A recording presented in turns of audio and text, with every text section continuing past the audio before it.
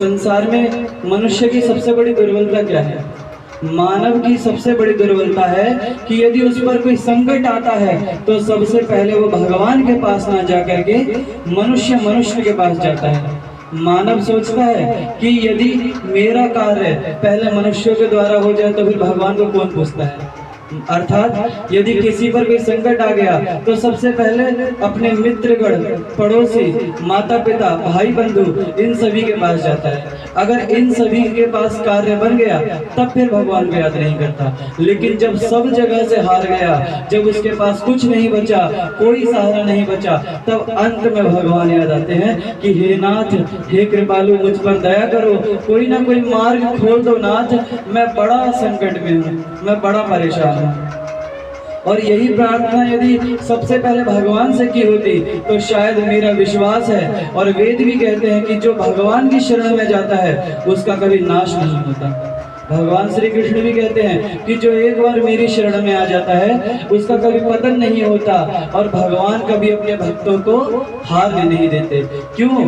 क्योंकि भगवान नारायण ही इस संपूर्ण ब्रह्मांड में बसे हुए हैं। इस संपूर्ण ब्रह्मांड में बसने के कारण ही उन्हें विष्णु कहा जाता है। और यही नहीं, चींटी से लेके हाथी तक सारी सृष्टि भगवान नारायण की देन है। अर्थात चींटी को भी भोजन वही नारायण देते हैं, हाथी को भी वही नारायण भोजन देते हैं। यहाँ तक कि देव, दानव, मानव कोई भी हो, सबकी जीवन की भागडोर किसके हाथ में है? सबका भाग्य और उसकी डोर भगवान नारायण के हाथ में है। पालने का काम किसका होता है? माता पिता का। और माता पिता कौन है? लक्ष्मी नारायण भगवान। इसीलिए कहते हैं कि कभी भी कोई संकट पड़े तो इंसान के पास ना जाए, सबसे पहले भगवान को पुकारे, क्योंकि भगवान ही करने कराने वाले हैं। जैसे कि एक बार की बात है, अयोध्या धाम में एक महात्मा जी थे जो नाम जाप किया करते थे। सीताराम सीताराम नाम जाप किया करते थे। तभी एक इंसान अयोध्या धाम में घूमने के इरादे से गया, और जब अयोध्या धाम में घूमने के इरादे से गया तो सुबह 4 बजे का समय था। पास की धर्मशाला में रुक गया। तभी उसके कानों में आवाज पड़ी कि कोई तेज चिल्ला कर सीताराम सीताराम नाम जाप कर रहा है। क्रोध से भर गया और तुरंत अपने कमरे से निकला और पास में जाकर के देखता है कि एक महात्मा भगवान का नाम जाप कर रहे हैं। भगवान का नाम जाप करता हुआ देखते हुए क्रोध से बोला महात्मा को कि अरे, तुम सुबह 4 बजे भगवान का नाम चिल्ला कर ले रहे हो, तुम खुद तो नहीं सोते, हमें भी नहीं सोने दे रहे हो। और कुछ लोगों की आदत भी होती है, डीजे बजे कहीं शादी पार्टी में तो उस चीज को तो बर्दाश्त कर लेंगे, लेकिन जब भगवान का नाम हो तो उन्हें ऐसे दर्द होता है उनके दिल में कि मानो कितनी आवाज और कितनी शांति प्रिय इंसान है कि किसी आवाज को बर्दाश्त नहीं कर सकते। लेकिन वही है कि उस मनुष्य ने कहा महात्मा जी से कि हे महात्मा, तुम सुबह सुबह भगवान का नाम क्यों ले रहे हो, क्यों सबको उठा रहे हो? अगर भगवान का नाम जाप करना है तुम्हें तो एकांत में बैठो ना। तो महात्मा जी मुस्कुराकर बोले, सुनो भाई साहब, ये भगवान ही हैं जो हमें खाने पीने को देते हैं, हमें जीवन यापन करने को देते हैं, जिनकी कृपा से हमें संसार में जन्म मिला है। यदि हम उनका गुणगान नहीं करेंगे तो किसका करेंगे? मानव वो इंसान मन ही मन सोचा कि अच्छा, यदि मैं खाना ना खाऊं तो क्या तुम्हारा भगवान मुझे खिला देगा? ये बात उसके मन में आई तो उसने महात्मा जी से भी कह दी कि हे महात्मा, कि यदि एक बात आप मुझे बताओ कि अगर मैं खाना ना खाऊं तो क्या तुम्हारा भगवान मुझे खाना खिलाएगा आकर? महात्मा जी बोले कि अवश्य खिलाएंगे। आदमी ने बोला फिर चिढ़ करके, अगर मैं ना खाऊं तो भगवान तो भी खिलाएंगे? महात्मा जी बोले मुस्कुराकर, अगर तुम नहीं खाओगे तो वो भगवान तुम्हें मार कर खिलाएगा, लेकिन वो कभी अपने भक्तों को और अपने बच्चों को बेसहारा नहीं छोड़ता। आदमी ने शर्त लगा दी महात्मा जी से कि सुनो, कि यदि मैं भोजन ना करूं और तुम्हारा भगवान मुझे आकर के भोजन करा दे तो मैं मान जाऊंगा, मैं जीवन भर के लिए तुम्हारा दास बन जाऊंगा। यदि कल तक तुम्हारे भगवान ने मुझे भोजन नहीं करवाया तो तुम मेरे दास हो जाना। महात्मा जी ने कहा जैसी हरी इच्छा। साधु शब्द का क्या है कि सब भगवान पर छोड़ देते हैं। अब वो उस आदमी ने शर्त लगा दी। अब कुछ लोगों का दिमाग भी बड़ा खुरापाती होता है, तो अयोध्या धाम से निकला, सोचने लगा कि यहाँ रहूंगा तो कोई ना कोई भोजन के लिए पूछ ही लेगा। तो दूर एक जंगल में जाके चला गया और जंगल में जाकर के एक पेड़ के ऊपर बैठ गया। पेड़ के ऊपर बैठ गया, सोचने लगा धरती पर रहूंगा तो कोई ना कोई भोजन के लिए मुझे टोक ही देगा, यदि पेड़ के ऊपर रहूंगा तो कौन यहाँ खिलाने आएगा। धीरे धीरे करके समय बीता, 1 घंटा बीता, 2 घंटे बीते, 10 घंटे बीते, 20 घंटे बीते। मन ही मन सोच रहे कि हाँ अब 4 घंटे बचे हैं, कोई भगवान खाना खिलाने नहीं आया। अब महात्मा से मैं शर्त जीत चुका हूँ, महात्मा से मैं शर्त जीत जाऊंगा। और मन ही मन सोचने लगा जब शर्त जीत ही चुका हूँ तो उस महात्मा को अपना गुलाम बना लूंगा। मन ही मन सोच रहा है, ख्याल बना रहा है मन ही मन में। और तभी तक देखो भगवान की कैसी लीला हुई।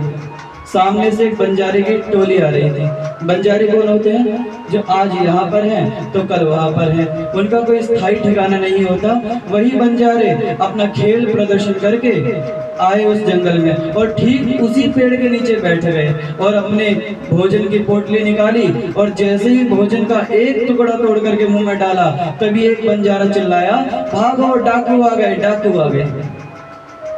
कौन है जी? डाकू। डाकू आ गए, डाकू आ गए। और जब डाकू की बात सुनी, बंजारों ने अपना सारा धन उठाया, जो भी कमाया था वो धन उठाने के बाद डाकू की बात सुनते ही भाग गए। अब इधर जैसे ही भाग गए तो सामने से डाकुओं का झुंड आया। उन्होंने देखा कि अरे पेड़ के नीचे भोजन रखा है, तो डाकुओं का सरदार कहने लगा कि वाह परमात्मा, बड़ी भूख लगी थी, यहाँ भोजन भी रखा मिल गया। तभी लोग कहते हैं कि भगवान देता है तो छप्पर फाड़ के देता है, लेकिन किसे पता था कि भगवान की कौन सी लीला कहाँ जा करके मुड़ जाए। और डाकू जैसे ही घोड़े से नीचे उतरा, उसने एक टुकड़ा तोड़ा और खाने का हुआ, तभी बगल वाले ने हाथ पकड़ लिया। बोला कि सरदार तुम खाना मत खाओ, क्या पता इस खाने में विष मिला हो। तुम अपने दिमाग से सोचो कि इस भरे जंगल में खाना आएगा कहाँ से, कौन लाएगा खाना, क्या पता हमें किसी ने मारने के लिए वो खाना दिया हो। तभी डाकू ने ये बात सोची मन में, हाँ बात तो सही कह रहा है। डाकू कहने लगा ढूंढो, छुपाने वाला यहीं कहीं होगा, जिसने भी ये छुप गया, छुपने वाला यहीं कहीं होगा। अब लोगों ने इधर उधर देखा, एक की नजर पड़ी कि सरदार देखो वो रहा पेड़ के ऊपर। अब जैसे ही पेड़ के ऊपर देखा तो डाकू ने जैसे ही पेड़ के ऊपर दृष्टि घुमाई तो वो आदमी पेड़ के ऊपर बैठा। डाकू कहने लगा नीचे आ। आदमी बोला मैं नीचे नहीं आऊंगा। डाकू ने कहा कि मार दूंगा, नीचे आ। तो जैसे तैसे नीचे आया। आदमी से पूछा डाकू ने, खाना यहाँ कहाँ से आया? आदमी कहने लगा मुझे क्या पता कहाँ से आया। डाकू ने कहा एक काम कर, खाना खा। अब आदमी बोले कि मैं खाना नहीं खाऊंगा। डाकू बोले तुझे खाना खाना पड़ेगा। आदमी ने बोला कुछ भी कर लो, खाना नहीं खाऊंगा। डाकू समझ गया कि इसमें पक्का विषय है। अब वो तो इसलिए खाना नहीं खा रहा कि उसने संत से शर्त लगाई है, लेकिन इधर डाकू की बुद्धि भगवान ने कैसी कर दी कि डाकू को ऐसा लगने लगा कि इसमें विष मिला है, इसलिए खाना नहीं खा रहा है। तो डाकू ने क्या काम किया, एक रोटी का टुकड़ा लिया, उसके मुंह में डालने लगा कि खा खा। और जैसे ही वो मुंह खोलने से मना करे कि मैं नहीं खाऊंगा, तो डाकू ने 2 कान के नीचे थप्पड़ मारे और उसे जबरदस्ती खिला दिया। अब जैसे ही भोजन मुख के अंदर गया तो आंखों से अश्रु निकलने लगे। डाकू बोलने लगा बड़ा पागल इंसान है, अभी तक खाना नहीं खाऊंगा, खाना नहीं खाऊंगा की जिद कर रहा था और एक टुकड़ा खाते ही रोने लगा। तो आदमी रोते हुए बोला कि वाह परमात्मा, आज मैं तेरी लीला समझ गया। डाकू ने कहा क्या समझ गया? आदमी ने बोला कि मैंने अयोध्या धाम में एक संत से शर्त लगाई थी कि यदि मैं 24 घंटे तक भोजन ना करूं तो क्या तुम्हारा भगवान मुझे आकर भोजन करा देगा। तब संत ने कहा यदि नहीं करोगे भोजन तो मार मार कर खिलाएंगे भगवान, ऐसे भगवान दयालु हैं। लेकिन मैंने संत की बात पर विश्वास नहीं किया और आज हुआ भी वही, भगवान आपके रूप में आए और आपके रूप में आकर के मुझे मार मार कर भोजन करा दिया। आज मैं समझ गया परमात्मा अपने भक्तों के लिए कहीं भी किसी भी रूप में प्रकट हो जाते हैं, और अगर नहीं भी प्रकट होते तो किसी न किसी माध्यम से अपने भक्तों की सहायता कर ही देते हैं। जिस प्रकार डाकू को माध्यम बना लिया। और जब डाकू ने ये बात सुनी कि जी मुझे भगवान ने माध्यम बनाया है ऐसे भोजन कराने का, तो डाकू की अंतरात्मा में पश्चाताप का भाव उत्पन्न हो गया और सीधा डाकू गया महाराज जी के चरणों में गिर गया, संत के चरणों में गिर गया जिनसे आदमी ने शर्त लगाई थी। और जब शर्त लगाई थी उनके चरणों में गिरा तो आगे चल करके वही डाकू इतनी प्रबल भक्ति करे कि आगे चल करके वही डाकू मलूक दास जी हुए हैं। और वही डाकू जब मलूक दास जी हुए हैं और जो कल तक भगवान का विरोध कर रहे थे, आज वही भगवान का नाम जाप कर रहे हैं। और कैसे नाम जाप कर रहे हैं भगवान का? वो ही आज जो कल तक विरोध कर रहे थे वो नाम जाप कर रहे हैं भगवान का।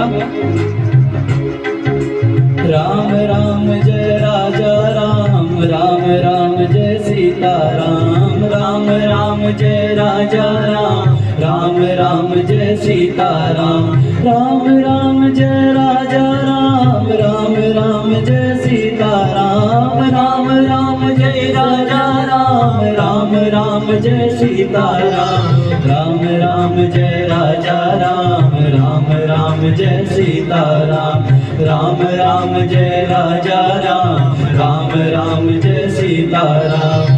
मंगल भवन मंगल हारी, द्रवहु सुदशरथ अजय बिहारी, दीन दयाल विरद संभारी, हरहु नाथ मम संकट भारी, रघुकुल रीत सदा चली आई, प्राण जाए पर वचन न जाई।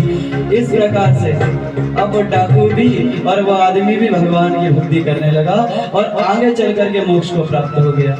कहने का तात्पर्य है कि यदि आप भगवान पर विश्वास रखोगे तो कहीं ना कहीं से भगवान आपके भोजन की, आपके भजन की, आपके जीवन की, आपके संकटों की, आपके सुख की और आपके जितने भी कष्ट हैं उन सभी के निवारण को लेकर के कहीं ना कहीं से व्यवस्था बना ही देते हैं। आपको यदि पीड़ा है शरीर में तो भगवान का नाम लेना चाहिए। भगवान अपने भक्तों का कष्ट बांट लेते हैं, इतने दयालु भगवान होते हैं।